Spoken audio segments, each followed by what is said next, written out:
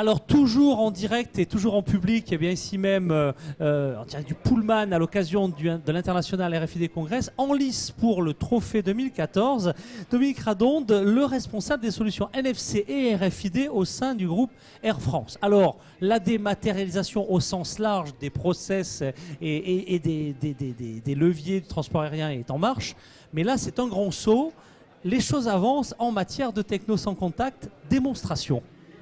Voilà, donc nous proposons cette fois-ci la dématérialisation de la carte d'embarquement, qui aujourd'hui est sous forme de QR code sur une carte d'embarquement, soit papier, soit sur un mobile. Et maintenant, on l'embarque à bord d'un téléphone NFC. Donc l'avantage, c'est que c'est un processus qui est beaucoup plus fluide pour le passager et qui permet à nos équipes à l'embarquement d'accélérer le processus d'embarquement à bord de l'avion.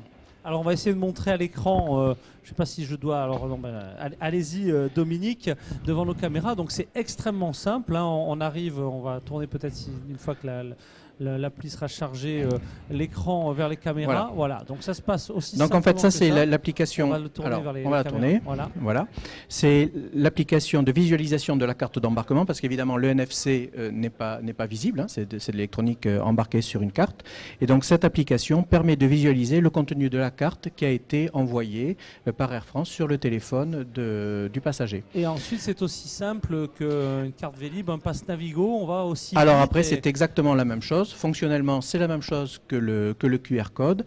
La différence, c'est qu'on peut se servir de cette carte téléphone éteint. Depuis son téléphone. Ah oui, téléphone éteint. Téléphone éteint. D'accord, ça c'est donc plus besoin de important. chercher la carte d'embarquement dans son téléphone, de savoir si on a reçu un SMS, un MMS, est-ce qu'il est dans la mémoire du téléphone, j'ai perdu etc. mon billet, je ne vais plus pouvoir accéder à l'avion, tout ce stress donc le gros avantage, voilà, plus de stress. Et en fin de journée, quand on a bien téléphoné en réunion, que les téléphones sont vides, qu'on est énervé, qu'on est fatigué, eh bien on ne se pose pas de questions, on présente son téléphone éteint ou allumé devant le lecteur et la carte d'embarquement s'affiche sur les ordinateurs du personnel. Alors on n'est plus au stade de la réflexion, on est au stade de l'action. Je crois qu'un test est en cours sur une destination Paris-Toulouse, c'est bien ça? Tout à fait, c'est une expérimentation qui a lieu depuis le mois de juin et qui va se poursuivre jusqu'à fin décembre sur la ligne Toulouse-Orly, donc au départ de l'aéroport de Toulouse, qui concerne un certain nombre, donc une centaine de passagers de contribution d'Air France, clients d'Orange, puisque c'est un partenariat avec Orange, Sita, l'aéroport de Toulouse, la société Reza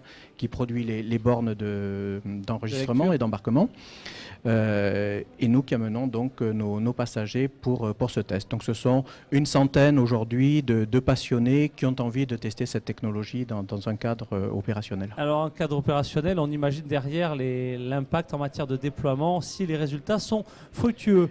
En conclusion, eh bien, si vous deviez nous résumer en 30 ou 40 secondes les avantages de cette solution et convaincre des utilisateurs de l'adopter.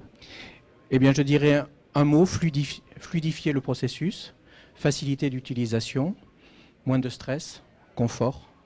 C'est les mots qui me viennent à l'esprit pour cette nouvelle carte d'embarquement. Et c'est des mots qu'on associe souvent à cette belle compagnie aérienne qui est Air France. Voilà. Merci très sincèrement Dominique Radonde, donc Air France, d'avoir participé à ce concours et bonne chance pour cette édition 2014. Merci. Merci.